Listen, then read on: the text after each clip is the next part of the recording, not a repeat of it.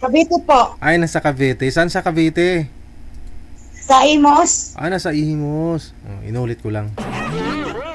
Okay. Mabuti sinagot mo kasi kanina ka pa nag-PM tapos tinawagan ka namin. Hindi mo naman sinasagot. Galing po ko tindahan eh. Naligo ka? Galing po ko tindahan. Ah, tindahan. Ah, okay. May tindahan po kayo? Ano lang po, massage is pala po sa amin. Okay. Diyan po massage. Galing ka ho dun sa labas. Bumili ka sa tindahan, ganun. Okay. So, close na po kayo ngayon, ma'am? O nag-operate pa kayo? Close po. Close na. Hanggang ano lang po oras? Ano, umaga. Pag wala kasi therapist ng kay maga kami nagsarado eh. Bali may mga regular kayo mga client, mga customer?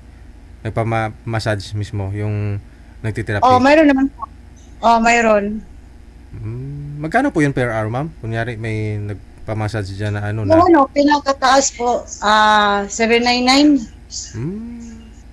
Yung mga na-stroke, no? Ganon? Mm. Okay. Kailangan talaga kasi dandahan yan, ma'am, no? May mga steps kayong ginagawa, sinusundan, no? Hanggang gumagalaw ng kamay dito, hanggang sa dapat daw kung sa lalaki daw mapagalaw mo daw yung ari, ma'am. Okay na yun, ma'am? Yun pa yung pagkakaalam ko, kunyari na stroke isang lalaki, no? Tapos ititherapy daw po dapat yan, no? Kailangan mapagalaw yung ari niya. Okay na daw yan. Opo, sisikapin nyo talaga na mapagalaw yung ari. Successful yan. Madam, wala po kayong asawa? Wala po, single mom. Ilan po anak, ma'am? 3. 3. Maliliit pa? 7 years old bunso ko. 11 years old? 7. 7. Saan ang tatay? Na kabilang bahay. Masyado mo siguro tinitherapy yung ano, kaya masyadong matigas. Ayan tuloy. Nabitin, pumaghanap pa ng iba sa kapitbahay. So sino po ang kasama niyo po dyan? Mga pamangkin ko po, kapatid ko. Yung anak ko nasa Leyte. Bali dyan po mismo kayo sa spa?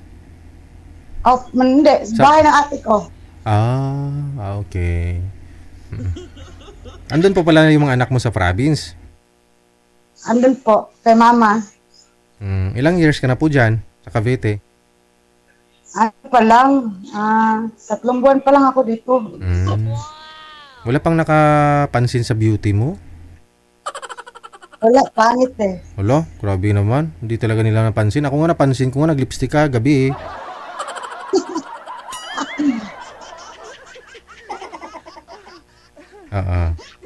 Pero kasal po kayo ng ex mo, ng tatay ng mga anak mo? Ay, hindi. Sa banig lang. Kasal lang sa banig. Okay. Tapos, 6 years na kayong hiwalay? Opo. Anong lulutuin mo? Noodles? Kanton. Kanton. Alam, mahilig ka sa kanton? Masyadong marami. Ilan po ba yung piraso? 3, 4? Wow, ang dami. Ano lang po, snack. Snack nyo lang? Nag-snack pa kayo ganitong oras?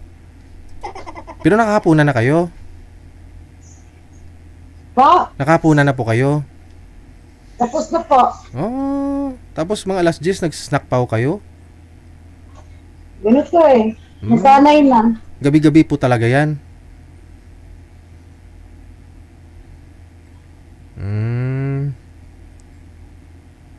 Ganun talaga, no? Siyempre wala ka namang asawa. Wala ka kasing imi-midnight snack. Kapag may asawa ka, may midnight snack ka sana eh. Wala ka namang asawa. Ilan pa kayo kakain yan, ma'am? 4 na piraso. Ano, ako yung pamangkin ko, tapos kami dito mga kapatid. Bali 5 lang kayo. 6. 6. Kaya pala bumili ka sa tindahan, ganun.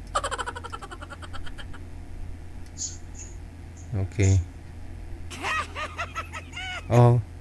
Mamaya baka may ipapartner kami na pwede mo makausap, ama, ha? Okay lang po. Oo. Nga lang, magluluto ka pa niyan. Di, okay lang. Sige. Ilang taon ka na po? 41. 41. Okay, sige. 3 po anak, no? Ilan po yung bunso? Ilang taon na ho? 7 years old. 7 years old. Ilang taon na kayong hiwalay? 9. 9 years na kayong hiwalay ng tatay. Oh. Paano nangyari yun? Kasi 7 years old pa lang yung bunso mo.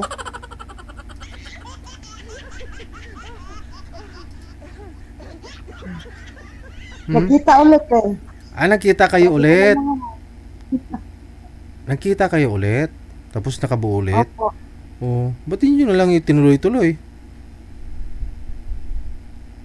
Wala, ano lang. Wala. Ayun lang, baka sa susunod magkita na naman kayo niyan. Ay, hindi na.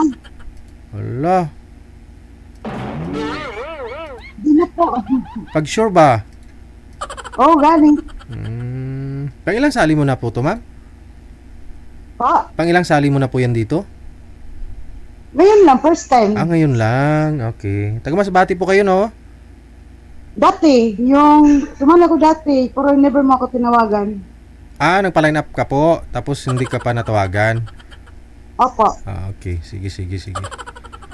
Mamaya, mama, pag meron po kayong makausap, tatawagan na lang kita ulit, ha? Okay, po. lutuin niyo po muna yung pansit canton, ha? DJ Chill.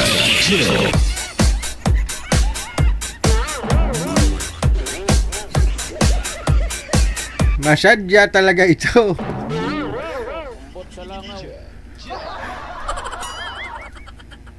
Ilang taon yung bunso? 5 years old? 7 years na silang hiwalay, no?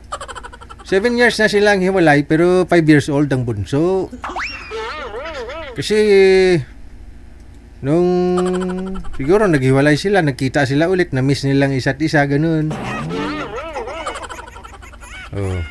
Di nagbunga na naman.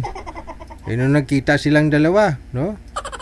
Siguro nung nalaman ni Boy na buntis na naman si girl, ayun lang, no? Baka kumaripas na naman.